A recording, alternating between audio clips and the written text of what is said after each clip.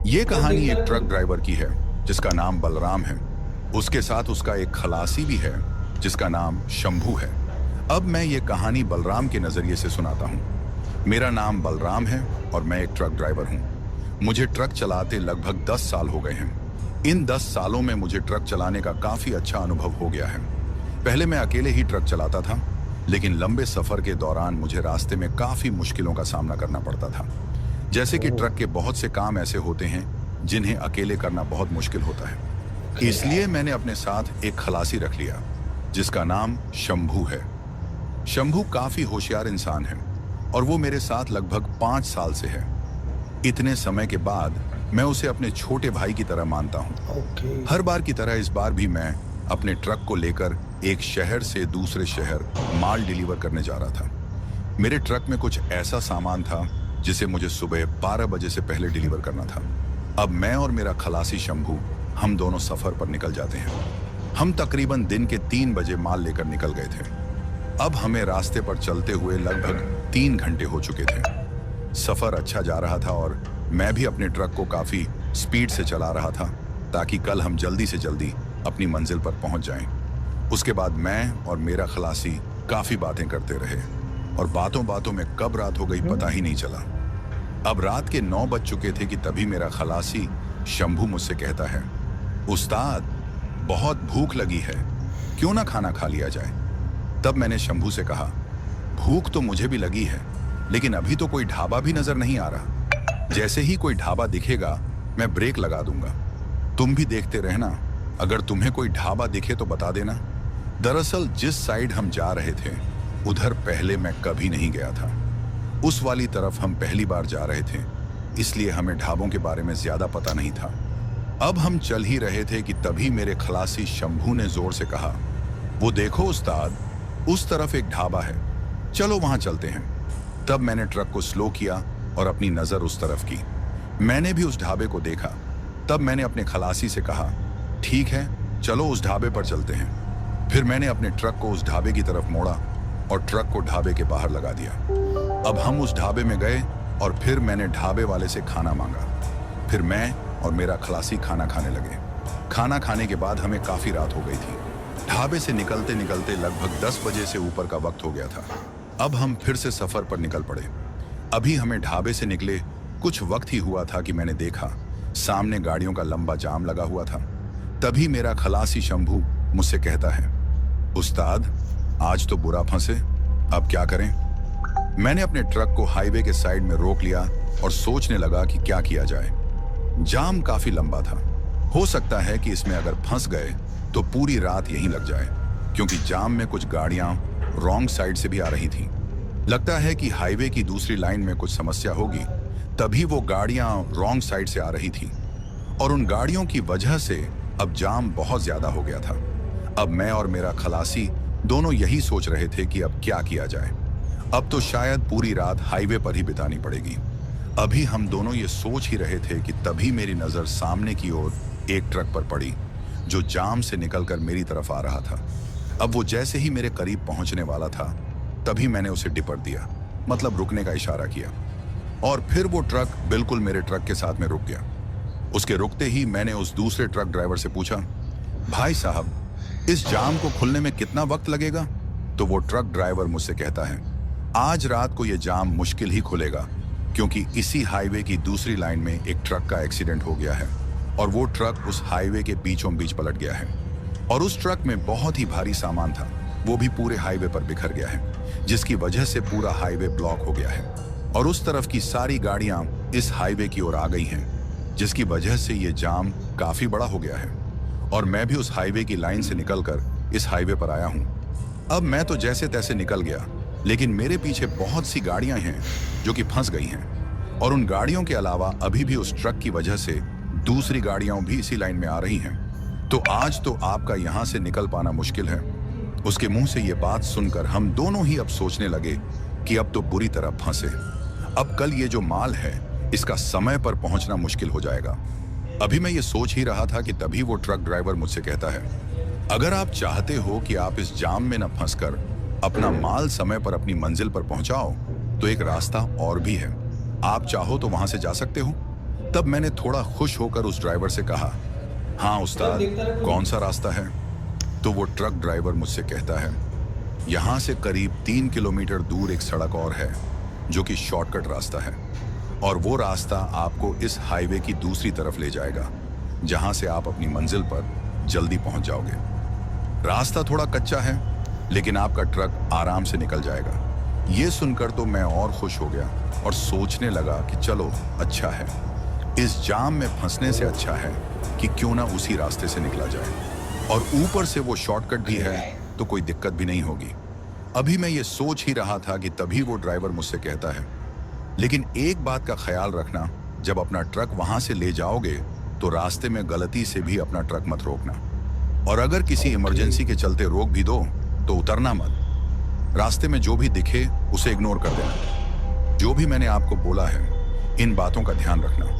उस ड्राइवर की यह बात सुनकर मुझे अजीब लगा। मैं सोचने लगा कि ऐसा क्या है उधर जो ये ट्रक ड्राइवर मुझे ऐसा कह रहा है। तभी मैं उससे पूछने की कोशिश करता हूं कि आखिर वो ऐसा क्यों कह रहा है। तभी उस ट्रक के पीछे से 2-3 गाड़ियां हॉर्न बजाने लगती हैं। ये गाड़ियां उस जाम से निकलकर आई थीं और अब वो ड्राइवर से रास्ता मांग रही थी, क्योंकि वो ड्राइवर मुझसे बातें कर रहा था, जिसकी वजह से उसने सड़क को ब्लॉक किया हुआ था।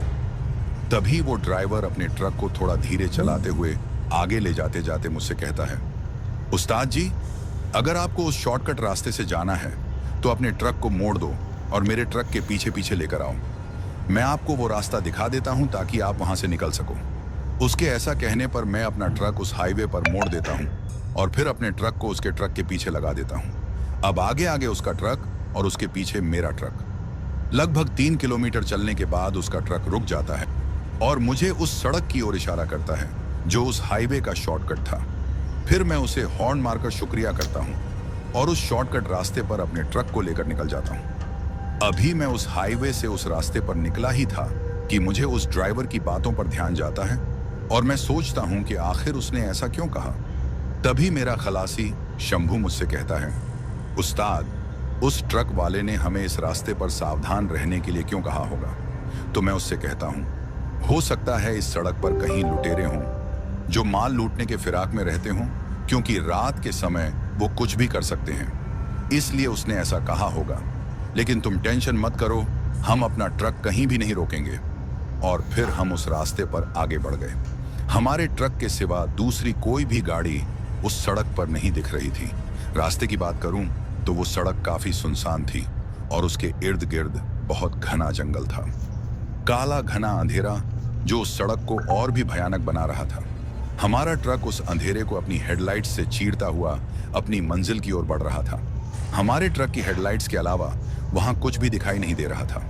जंगल के बीच से जाने वाली वो सड़क और वहां का घनापन काफी डरावना लग रहा था। शंभू भी चुप था और मुझे अंदर से एक अजीब सी बेचैनी हो रही थी। मैं सोच रहा था कि कहीं मैंने इस रास्ते से आकर कोई गलती तो नहीं कर दी। जैसे जैसे हम आगे बढ़ रहे थे, वो सड़क और भी सुनसान होती जा रही थी। सड़क के साथ वाला जंगल भी कुछ ज्यादा ही डरावना लग रहा था। ये सब देखकर मेरी बेचैनी अब और भी बढ़ती जा रही थी। मैं बस यही सोच रहा था कि किसी तरीके से हाईवे के उस हिस्से में निकला जाए जहां ये सड़क खत्म होगी। अब आप सब सोच रहे होंगे कि मैं उस सुनसान सड़क से वापस भी तो ट्रक ले जा सकता था। तो मैं आपको बता दूं कि वो एक सिंगल लेन सड़क थी जो इतनी छोटी और कच्ची थी कि उस पर ट्रक को मोड़ पाना बिल्कुल नामुमकिन था। सड़क के दोनों तरफ घना जंगल फैला हुआ था और अंधेरा इतना गहरा था कि हेडलाइट्स की रोशनी से बाहर कुछ भी नजर नहीं आ रहा था। ट्रक को पीछे ले जाना भी कोई आसान काम नहीं था, क्योंकि सड़क इतनी तंग थी कि एक छोटी सी गलती ट्रक को सीधे जंगल के अंदर गिराने के बराबर होती। और ऊपर से रात का समय, जब हर तरफ सन्नाटा और अजीब सी बेचैनी थी, वापस मुड़ने का ख्याल ही समझदारी नहीं लगता था। वो एक ही रास्ता था और चाहे मुश्किलें जितनी भी बढ़ जाएं, मुझे बस उस रास्ते पर आगे ही बढ़ना था। शंभू भी समझ गया था कि अब पीछे मुड़ना हमारे लिए और भी ज्यादा खतरनाक हो सकता है। इसलिए मैंने मन ही मन तय कर लिया कि चाहे कुछ भी हो, मुझे उस सड़क को पार करना ही होगा। अब मैं यह सोच ही रहा था कि तभी जंगल की तरफ से एक सफेद परछाई काफी तेजी से मेरे ट्रक के सामने की तरफ आई और अचानक मेरे ट्रक के सामने कूद गई। ऐसा लग रहा था जैसे वो कोई औरत है जिसने सफेद कपड़े पहने हों। उसको कूदते देख मैंने एकदम से अपने ट्रक को ब्रेक लगा दी। उस सफेद परछाई या औरत जो भी थी, उसको मेरे खलासी शंभू ने भी देखा था। ये सब देखकर मेरे खलासी शंभू ने मुझसे कहा, उस्ताद, ये औरत कौन थी जो हमारे ट्रक के सामने कूदी है?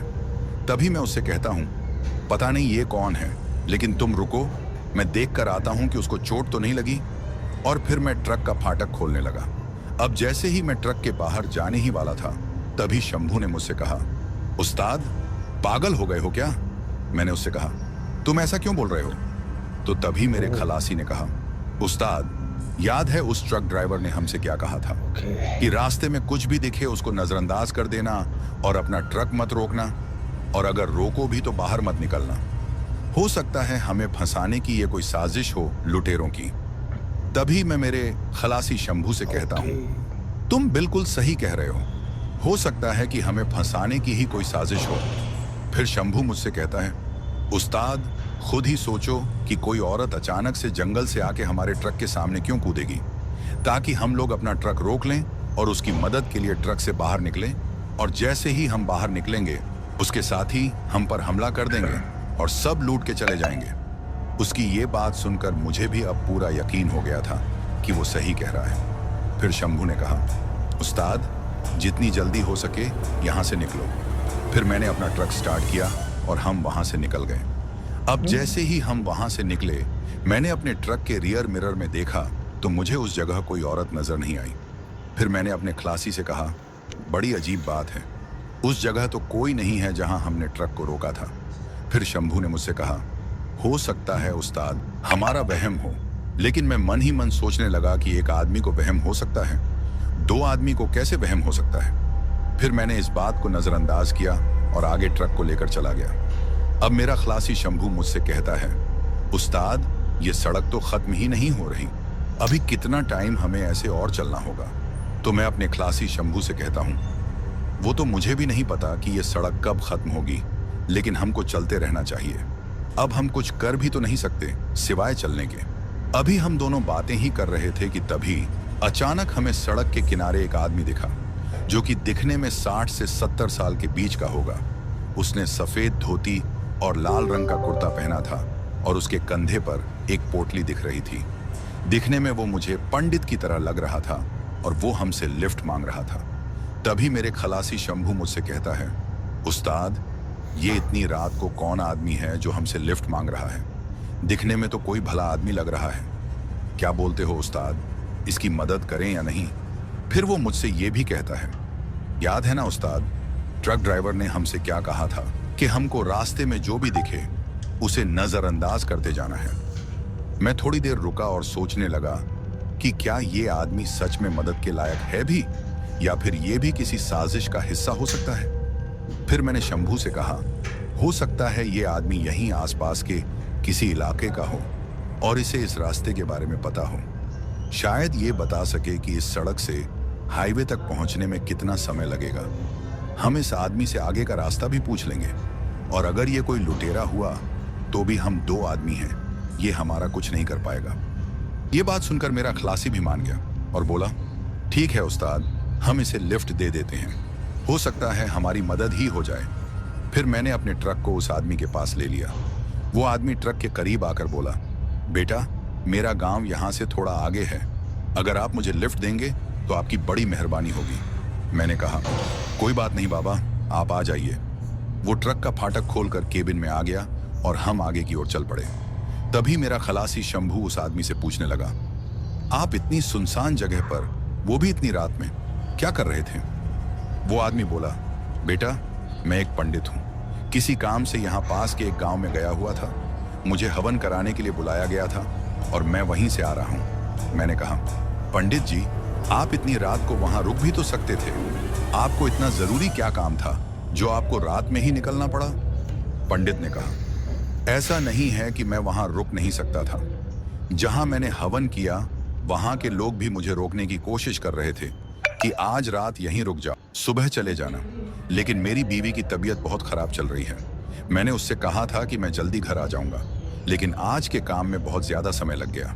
दरअसल जहां मैं गया था वहां 2 हवन हुए, जिसकी वजह से काफी देर हो गई। मुझे लग रहा है कि मेरी बीवी को मेरी जरूरत होगी। हमारा एक ही बेटा है जो शहर में काम करता है। घर पर मैं और मेरी बीवी ही रहते हैं, लेकिन पंडिताई के काम से मैं कभी एक गांव तो कभी दूसरे गांव जाता रहता हूँ। पिछले 2 दिनों से मेरी बीवी बहुत बीमार है। मैंने उसे कहा था कि आते वक्त दवाई लेता आऊंगा, लेकिन अब रात इतनी हो गई है कि इस वक्त कुछ भी नहीं मिल सकता। पंडित ने कहा, शुक्र है आप लोगों का जो आपने मुझे लिफ्ट दे दी। आपका ये उपकार मैं कभी नहीं भूलूंगा। उसकी बातें सुनकर हम भी उस पर यकीन करने लगे और मैंने ट्रक चलाना शुरू कर दिया।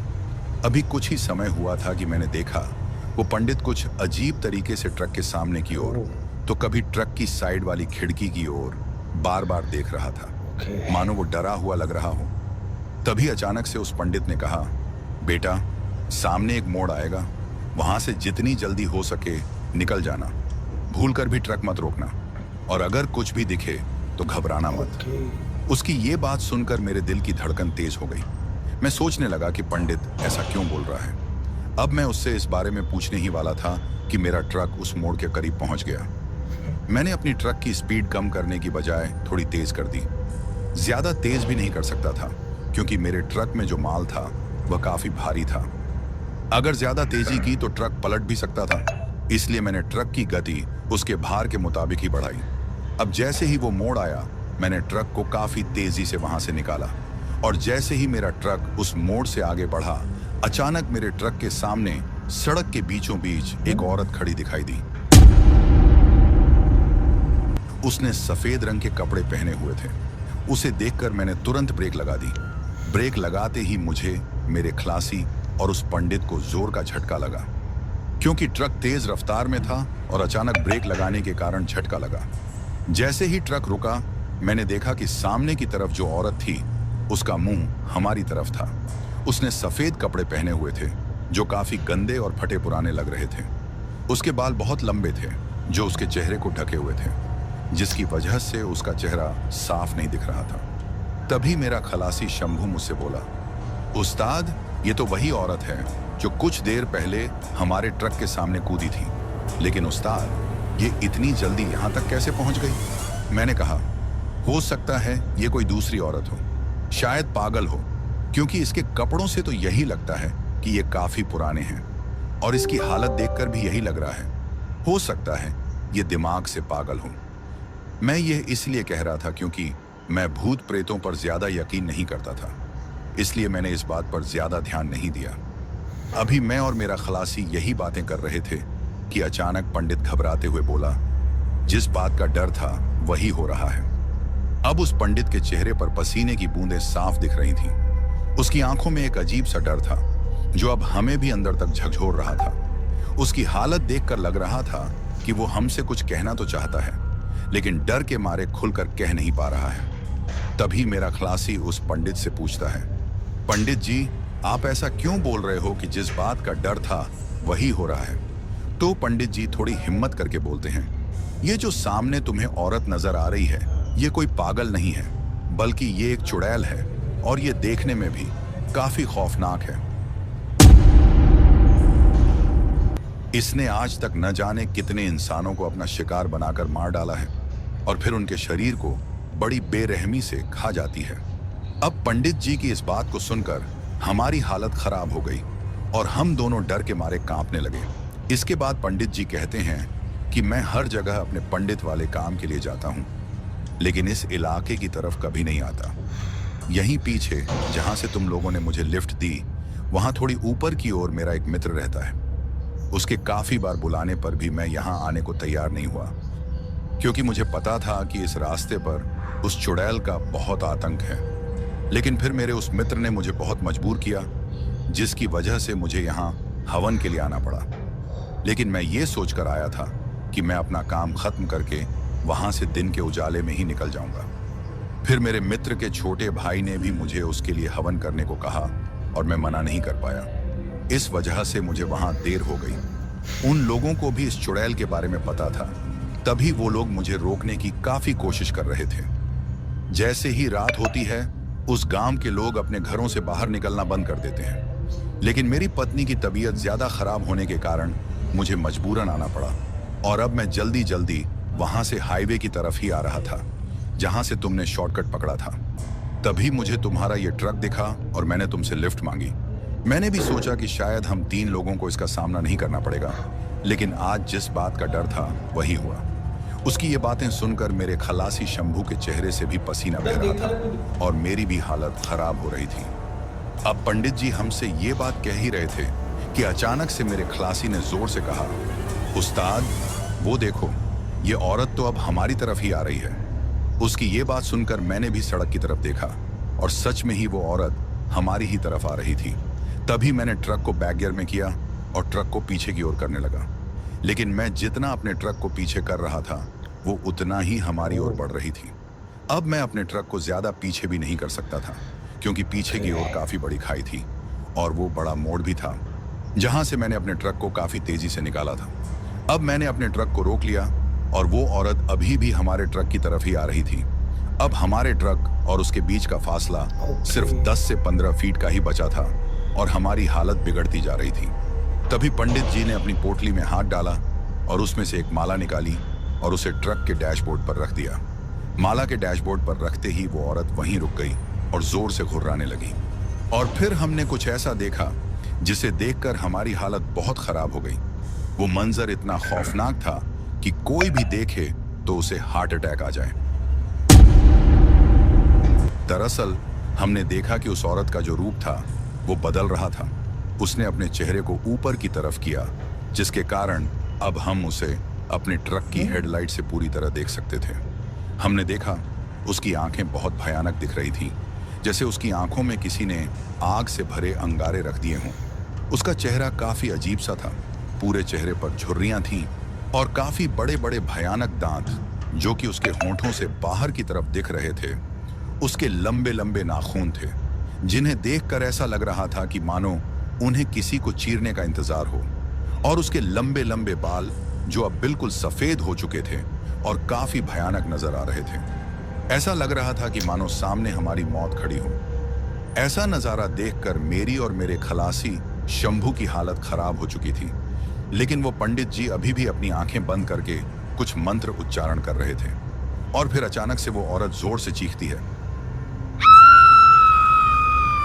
उसकी चीख इतनी भयानक थी कि मैं और मेरा खलासी अपने कानों को अपने हाथों से बंद कर लेते हैं, लेकिन फिर भी वो चीख सुनाई दे रही थी।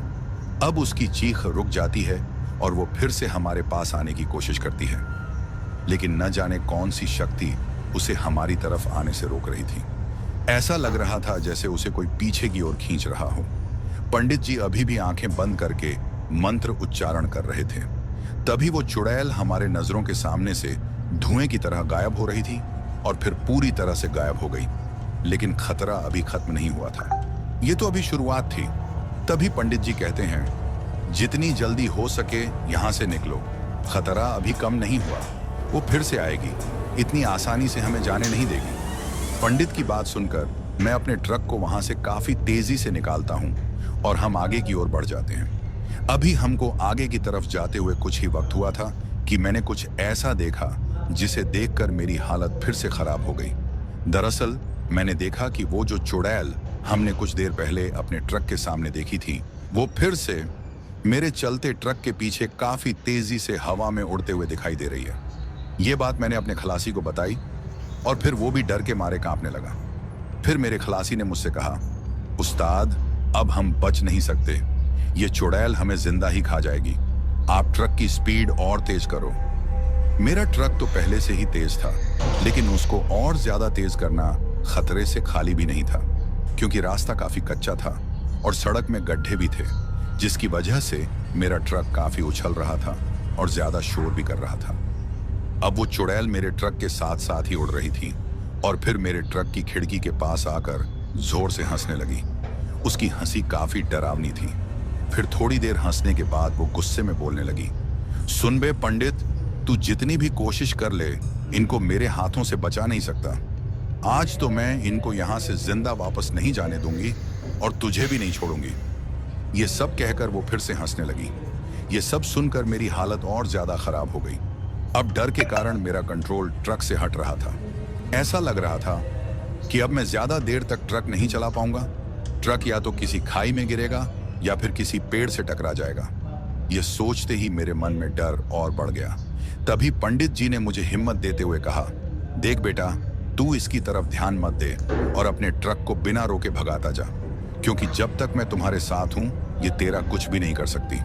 पंडित की बात सुनकर मुझे थोड़ी सी हिम्मत आई और मैं ट्रक को लगातार भगाता रहा। अब वो चुड़ैल मेरे ट्रक से थोड़ी दूर हो गई और फिर अचानक से गायब हो जाती है, लेकिन उसकी हंसी अभी भी मुझे सुनाई दे रही थी। तभी अचानक सब कुछ शांत हो गया, लेकिन मैं चलता ही जा रहा था। मुझे कुछ समझ ही नहीं आ रहा था कि क्या करूं।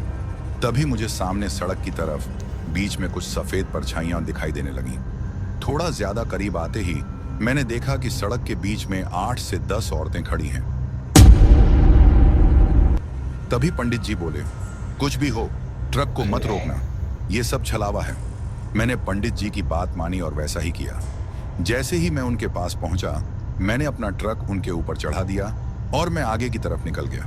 पंडित की बात सच थी, वो सच में छलावा था, क्योंकि जैसे ही मैंने अपना ट्रक उनके ऊपर से गुजारा, कोई भी आवाज मेरे ट्रक के नीचे से नहीं आई।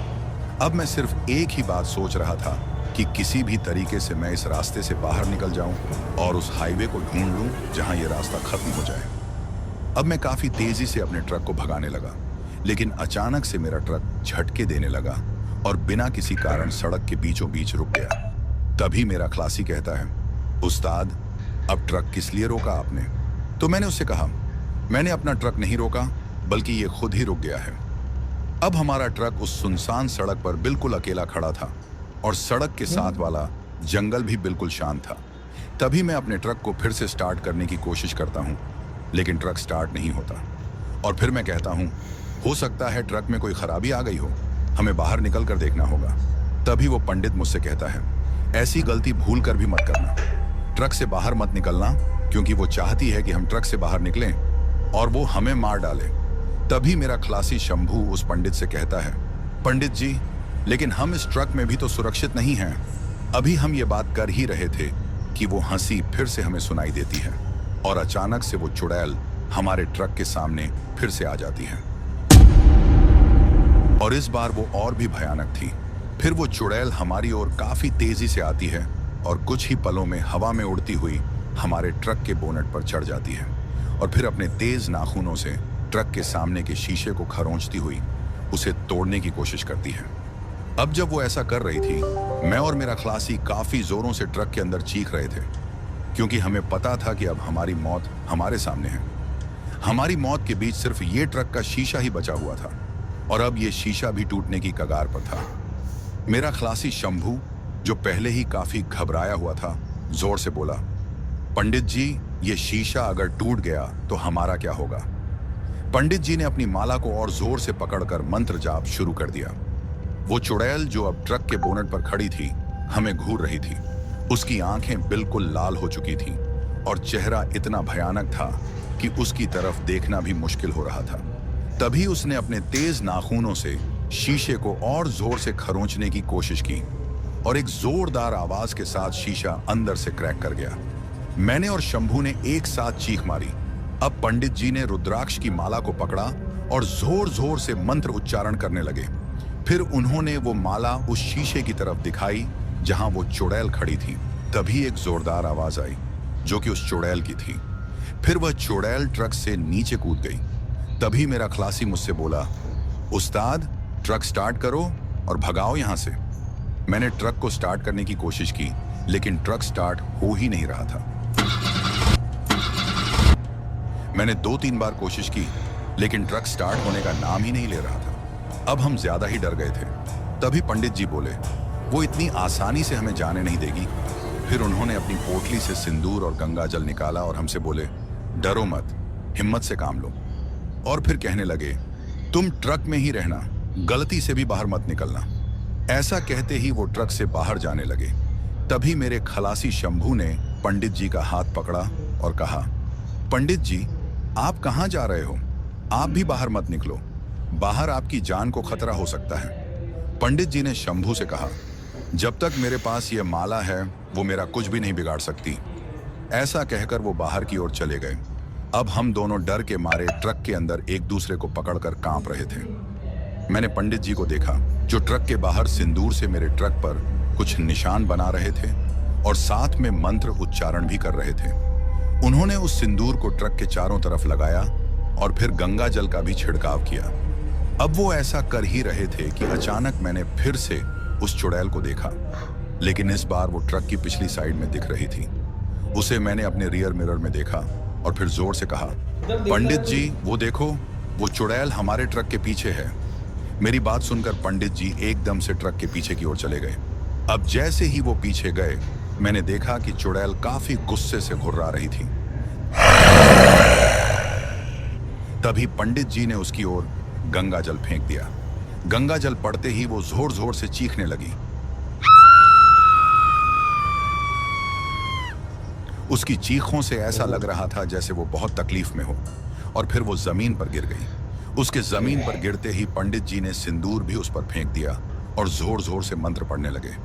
पंडित जी जितनी जोर से मंत्र पढ़ रहे थे, उतनी ही तकलीफ में वो चुड़ैल हमें नजर आ रही थी। तभी अचानक से पंडित जी ट्रक में आ गए और बोले, जितनी जल्दी हो सके यहां से निकलो, खतरा अभी टला नहीं है। और फिर कहने लगे, मैं इसको कुछ ही वक्त तक रोक सकता हूं, उसके बाद मैं भी इसका कुछ नहीं कर सकता। अब तुम अपने ट्रक को भगाओ। फिर मैंने ट्रक को स्टार्ट करने की कोशिश की और इस बार मेरी पहली कोशिश में ही ट्रक स्टार्ट हो गया और हम काफी तेजी से वहां से निकल गए। ट्रक को चलाते चलाते मैंने पंडित जी से पूछा, पंडित जी अगर वो फिर से हमारे ट्रक पर आ गई तो? मेरा ऐसा कहते ही पंडित जी बोले, अब वो ट्रक को छू भी नहीं सकती। मैंने अपने मंत्रों से इस ट्रक को सुरक्षा के घेरे में रखा है, लेकिन एक बात का ध्यान रखना, पीछे मुड़कर मत देखना, चाहे तुम्हें कुछ भी सुनाई दे। उनके ऐसा कहते ही मैंने वैसा ही किया, पीछे नहीं मुड़ा। तभी उस चुड़ैल की आवाजें मुझे फिर से सुनाई देने लगी और मैं पंडित जी से कहता हूँ, मुझे उसकी आवाज सुनाई दे रही है। वो बार बार मुझसे एक ही बात कह रहे थे, कुछ भी हो जाए पीछे मत देखना। और फिर मैंने वैसा ही किया। अब हमें हाईवे नजर आ रही थी और वो आवाजें अभी भी मुझे सुनाई दे रही थी। दरअसल वो मुझसे चीखते हुए कह रही थी, तुम्हारी किस्मत अच्छी थी जो मेरे हाथों से बच गए। अगर आज ये शक्ति तुम्हारे साथ ना होती तो तुम लोग मेरे हाथों से बचते नहीं। फिर हमारा ट्रक मेन हाईवे पर आ गया और वो आवाजें मुझे सुनाई देना भी बंद हो गईं। लेकिन मुझे एक बात समझ नहीं आई कि वो ऐसा क्यों कह रही थी कि इस शक्ति के कारण आज तुम मेरे हाथों से बच गए। वो पंडित जी को शक्ति क्यों कह रही थी, ये मेरी समझ में नहीं आ रहा था। फिर मैंने इस बात पर ज्यादा ध्यान नहीं दिया और हम हाईवे पर आगे की ओर चलते रहे। तभी पंडित जी ने मुझसे कहा, बेटा अब ट्रक को रोक दो। तो मैंने कहा, क्यों पंडित जी, क्या हुआ? तो उन्होंने कहा, मेरी मंजिल अब आ गई है, अब मुझे यहीं उतार दो। मेरा गांव यहीं पर थोड़ा आगे है, अब मैं यहां से चला जाऊंगा। उनके ऐसा कहते ही मैंने उनके पैर छुए और मेरे खलासी ने भी ऐसा ही किया। फिर मैंने पंडित जी से कहा, अगर आज आप हमारे साथ ना होते तो शायद आज हम जिंदा भी ना होते। आपका ये एहसान हम कभी भी नहीं भूल सकते। उन्होंने मुस्कुराते हुए कहा, जब तक भगवान का हाथ हमारे ऊपर है, कोई भी हमारा कुछ नहीं बिगाड़ सकता। मैंने फिर से उनका धन्यवाद किया और फिर पंडित जी हमारे ट्रक से उतर गए। फिर मैंने अपने ट्रक को आगे बढ़ाया और मैंने अपने रियर मिरर में देखा, लेकिन पंडित जी वहां पर मुझे दिखे ही नहीं। अचानक से वो कहीं गायब ही हो गए। और फिर ये बात मैंने अपने खलासी को भी बताई तो वो भी हैरान हो गया और कहने लगा, उस्ताद जहां पर पंडित जी उतरे वहां भी आसपास कोई गांव नजर नहीं आया था मुझे। फिर मैं भी सोच में पड़ गया कि आखिर वो पंडित जी कहां चले गए। और वो चुड़ैल भी मुझसे कह रही थी कि इस शक्ति की वजह से तुम आज बच गए।